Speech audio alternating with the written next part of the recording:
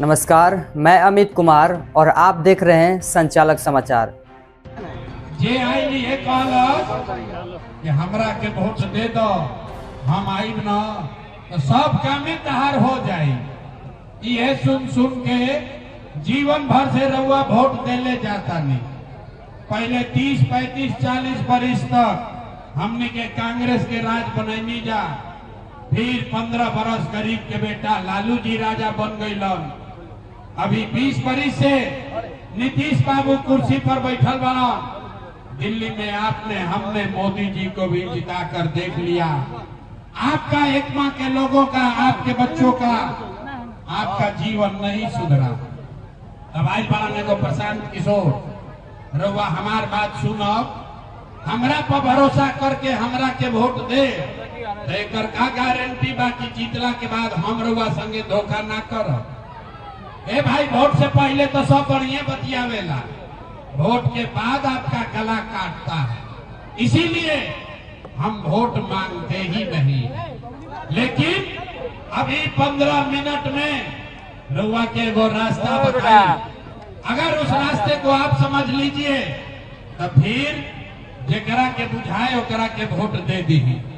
Vote जिसको समझ में आए उसको दीजिए, लेकिन जो रास्ता अभी बताएंगे वोट वैसे दे।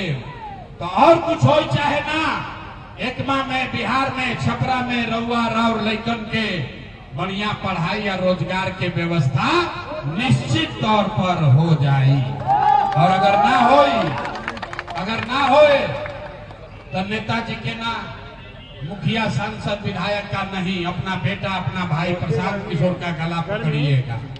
तब 15 मिनट तक जेकरा रास्ता सीखे के बाद आपस में कोई बात नहीं करेगा। नीचे करने के लिए अब कोई ताली नहीं बजेगा, कोई नारा भी नहीं लगेगा। नीचे कीजिए ना भाई, बिना हाकत नहीं जा, बिनो नहीं थे हाके के।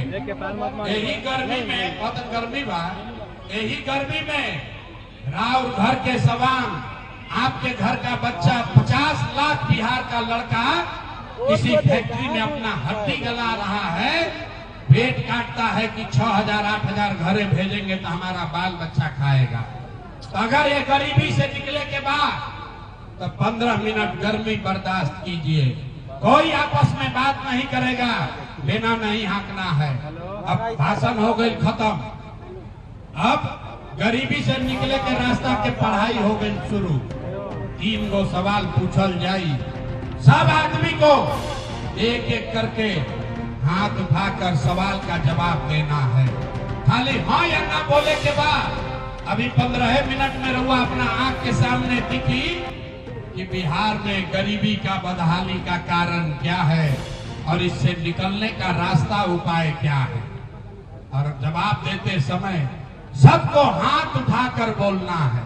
हाथ काहे उठावे के बाद? हाथवे में सब दम बारे भाई। यही हाथ से जेकरा के बटन रउआ दबा दे वही राजा बनेगा। यही हाथ में ही सारा खेला है। तो सब आदमी जो जवाब देगा वो हाथ उठाकर बोलेगा, हाँ चाहे ना। सारे लोग एक बार जरा सोच के बताइए, आपके गांव पंचायत में और कुछ हो या ना हो, आपके लिए, आपके बच्चों के लिए बढ़िया पढ़ाई, रोजगार का व्यवस्था होना चाहिए कि नहीं होना चाहिए? हथवा उठावे के बाद हाथ उठाकर बोलना है, होना चाहिए कि नहीं होना चाहिए? होना चाहिए। अरे इतना में आदमी कितना समझदार बनो।